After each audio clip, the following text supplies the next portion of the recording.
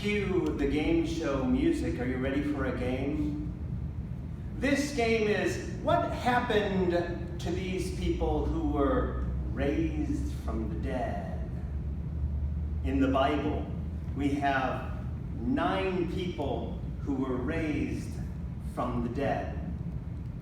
9 individuals, I should say, plus many other saints mentioned in Matthew chapter 27. We'll come to them in a moment. But are you ready to talk about and to guess what happened to these people after they were raised from the dead?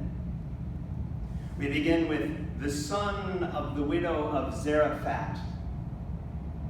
Elijah was a prophet, and if Elijah had the powers of God, and if God is God, then God is more powerful than anything on earth. Amen? More powerful even than death. And so if Elijah was a prophet filled with the Spirit of God, then of course that Elijah had the same powers as God, and Elijah could raise someone from the dead, and he did that in this story of the son of the widow of Zarephath. So my question, what did the son of the widow of Zarephath do after he was raised from the dead? We don't know. Remember, the Bible is a book of theology, not a book of history. Its intent was to talk about God, and so this story was the highlight. If Elijah was the prophet of God, then Elijah could do what God wanted Elijah to do, which in this case was to raise the son of the widow of Zarephath from the dead. That was Elijah. Next we come to Elisha. Elijah gave his prophetic powers to Elisha, and so Elisha now was able to raise someone from the dead. Elijah raised the son of the Shunammite woman. Are you seeing a theme here yet? So Elisha raised from the dead the son of the Shunammite woman. And what did he do after he was raised? We don't know. What's important in this story is the fact that he was raised from the dead, that Elisha had the same powers as Elijah, who had God's power to be able to raise people from the dead. What about another story? The story of the son of the widow of Nain. Are you sensing a theme here? The son of the widow of Nain now was raised from the dead by Jesus of Nazareth. Because if Elijah could raise the son of a widow from the dead, and if Elijah gave his powers to Elisha, who could raise the son of a Shunammite woman from the dead, then Jesus, if Jesus is the Son of God, obviously had the same power to raise the son of the widow of Nain from the dead, which is what we see in the Gospel of Luke. But this is my question. What did the son of the widow of Nain do after being raised from the dead? We don't know. That's not the point of the story. The point of the story is that he was raised from the dead. A more famous story, the story of Lazarus. Now this is where it gets fascinating, because now we have a story, we have a legend. Because in the Gospel of John, Jesus raises Lazarus from the dead, and those who read that story started to ask the question, well, what did Lazarus do after he was raised from the dead? And the story was told that Lazarus got in a boat and sailed with his sisters Martha and Mary. Remember the story? And they ended up in present-day France, where Lazarus became the first bishop. We remember they weren't bishops back then, but he became the first bishop of the Church of Marseille, France. There are all sorts of statues of St. Lazarus of Bethany as bishop of France. Fascinating that we have that story. But after Lazarus was raised from the dead, what did he do? Perhaps apart from being Bishop of France, did he die again? We don't know. That's not the point of the story. The point of the story for John was Jesus was so powerful that he could raise someone, Lazarus, his friend, from the dead. 2 last stories. Of those 9 people who were raised from the dead, only 1 is a woman and 1 is a girl, which means the other 7 are guys. The story of the woman is the story of Dorcas. Have you heard of Dorcas? Imagine having that name. So Dorcas was raised by Peter. Because if Elijah could raise someone from the dead, and if Elisha could raise someone from the dead, and if Jesus could raise someone from the dead, then Peter, who now had the power of the Spirit, could obviously what? Raise someone from the dead. And her name was what? Dorcas.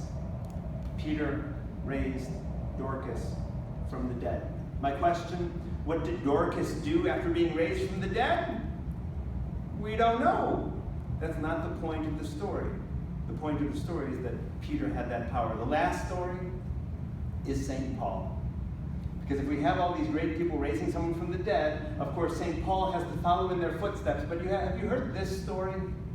The story is told of Eutychus, a young man who was listening to Paul preach while Eutychus was sitting on the windowsill of a second-story building. Have you heard this story? Do you know where it's going? Paul's preaching was such that Eutychus was not kept awake. He fell asleep sitting on the windowsill of the second story of that building, and what happened? He fell out of the building and died. Fortunately, Paul raised Eutychus from the dead. My question, what happened to Eutychus after that? We don't know. And you know what? That's not the point of the story. The Bible is not a book of history. It's a book of theology. It tells us about God and how it is that God can work through people like Elijah and Elisha and Jesus and Peter and Paul to raise people from the dead.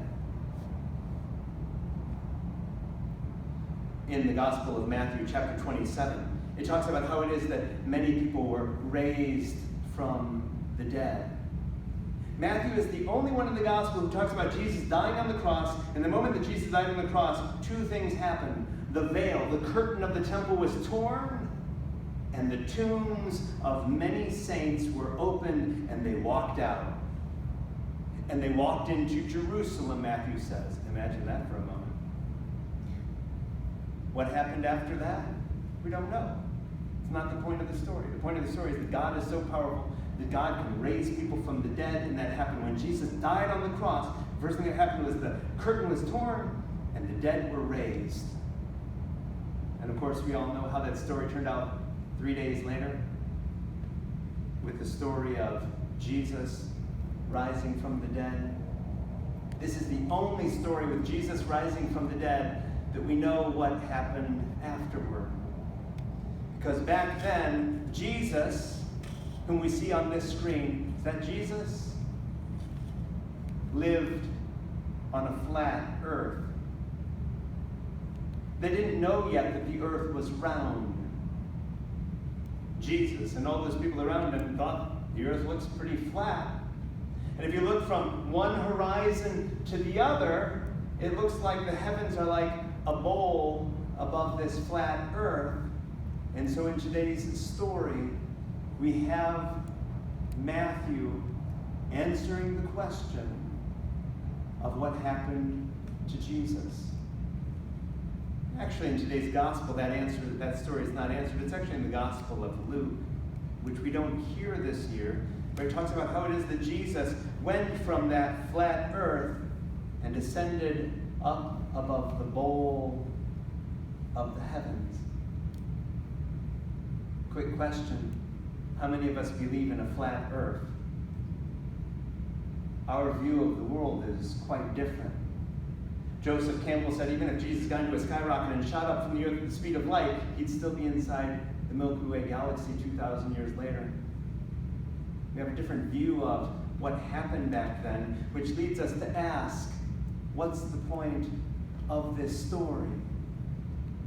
Because in the Gospel of Matthew, in the Acts of the Apostles, where we heard in today's first reading that story of Jesus ascending, two people appeared dressed in white and said, Galileans, hello, why are you looking up into the sky?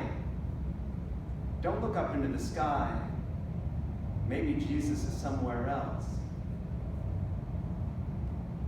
I love the symbol of the cross that we see in every church. Every time we make the sign of the cross, we recall that instrument of Jesus' execution. It's two pieces of wood, one vertical, one horizontal, reminding us that we need to love whom? God and those around us. In today's first reading, the Galileans are looking up into the sky, looking for Jesus. Maybe the place to look for Jesus is still here on this earth. It was C.S. Lewis who said, "Look for Christ and you will find him." Not look for Christ up in the heavens and you'll find him there. Look for Christ here on this earth. Any of us old enough to remember the 1960s? In the 1960s, at the Second Vatican Council, the 2,000 bishops gathered there said, there are 4 places where we can see Christ when we come to Mass. What are those 4 places? In the word that's proclaimed, in the sacrament we celebrate, in the person of the one leading the prayer of the congregation, the priest, but also look in front of you and behind you and beside you. Christ is in all of those people around you, as difficult as it is to sometimes see him when those people are being real buggers. Sisters and brothers, we're in the middle of a pandemic. Christ is in the faces of all those people around us. Those who are suffering reflect to us the face of the suffering Christ. Don't go looking up into the skies for Christ. Christ is here in our midst. Let us serve the presence of Christ. Let us look for the presence of Christ in those around us, because that's where